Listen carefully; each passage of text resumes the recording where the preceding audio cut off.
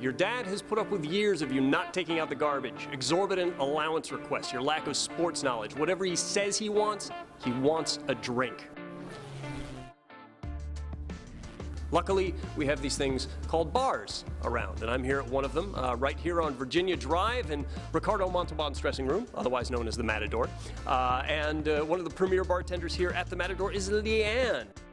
Well, we're going to do a take on an old-fashioned, so you'll get the step-by-step instructions on how to make an old-fashioned, as well as the instructions on how to make a Manhattan. We're going to do a rum take on that Manhattan and a smoky Scotch take on the old-fashioned. Right on. Okay, so for your old-fashioned, you are going to need a rocks glass. You're going to start off with 2 dashes of Angostura bitters, just a classic bitters. Any liquor store is going to have those, and then 2 dashes of orange bitters. My favorites are going to be the Daughters and Company ones that Caitlin McGavick makes, but any orange bitters are going to be really nice. And then you have an option here. You can do 1 sugar cube, or you can do a 1/4 ounce of simple syrup. If you do a 1/4 ounce of the simple syrup, that's all you need to do for there. If you do a sugar cube, now would be the time to muddle that sugar cube, break it up, and let it kind of dissolve into those bitters. Then you are going to add your ice. Pour in 2 ounces of your favorite whiskey. That can be a bourbon, that can be a rye.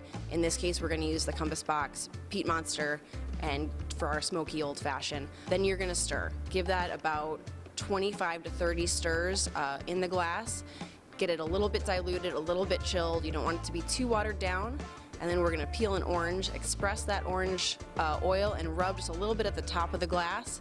Gives you a nice orange smell. You get a little bit on your hands. It's really nice as you're drinking the cocktail to have that scent kind of added to the drink. And then drop in a cherry, and you are all set. So for your Manhattan, you're going to start off by chilling your glass. This can be done in a freezer or with some ice cubes and a little bit of water in your glass. Then you're going to add 2 dashes of Angostura bitters, and then you're going to mix in 1 ounce of sweet vermouth. In this case, I'm using Carpano Antica. It's one of my favorites. And then 2 ounces of the rum of your choice. Think a dark rum, a sipping rum. You know, just something to sip on ice or sip at room temperature. Mix those for about 30 seconds.